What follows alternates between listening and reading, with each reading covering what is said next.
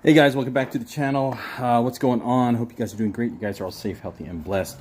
Anyway, guys, before I start the video, yes, these are hex mags, and yes, I know the hate for them, but I've had these in my inventory for several years, and I sold most of my hex mags a while back, and I only had 3 left. So I'm using this one as the host for this video because, as you can see, it has a lot of dimensions and depth, right? So that way you guys can see how the grime effect or the blackwash or the 40K null oil effect works. Okay, so I already went ahead and painted this with the last bit of Rapco lusterless navy gray. Originally this was an OD green mag, and now it is a navy gray mag. Okay, now all you need to do for this job, guys, is your substrate, right? The object you're painting, right? A black matte paint. It can even be glossy, doesn't matter, or semi-gloss, because you're going to buff it out anyway with steel wool. All right, so black spray paint and quad 0 steel wool. That's what I use. So let me go ahead and start the application. I already shook this paint up. I would use the black Krylon Fusion, but the nozzle got clogged up, and I hate dealing with that stuff. So I just got the another black spray paint that I have. So once again, you have to decide where do you want the grime to be, where it's the thickest, right? And then you want to kind of fade it out, right? So in this sense, a magazine down here is where it would be the darkest, and as you move up, it'll start to fade away, and you'll do that on all 4 sides. And this is where your index finger has to be trained.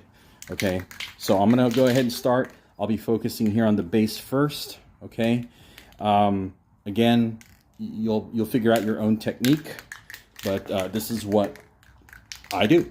All right, here we go.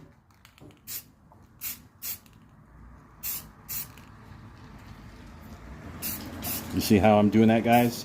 It's quite a bit of ways, not too much. You see that? There. You see that?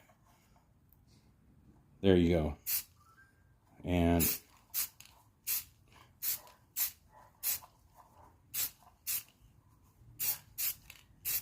you see how that's working? Again, it's very quick. You see now? You see that now? You see that fade? That's what you want. Okay, steel wool. And again, you don't have to muscle this part. This is the light stuff. You're just buffing this. And you are buffing the high areas. Okay, you're gonna bring out that base coat and leaving the dark paint in the low areas. All right, and again, if you want it more dirty or more grimy, you apply a little bit thicker spray paint in that area, and then you fade it.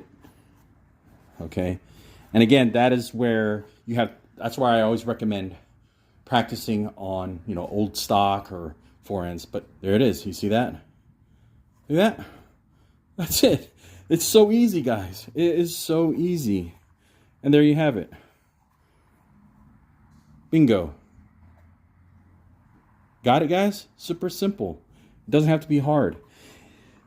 Now, if you want to get inside the hexes, you just bunch up the steel wool, to a little fine point, and then you just go in there and you just buff those hexes a little bit to bring out the base coat, and that will help create another like faded effect, right?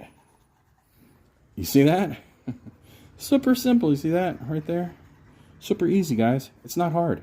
Okay?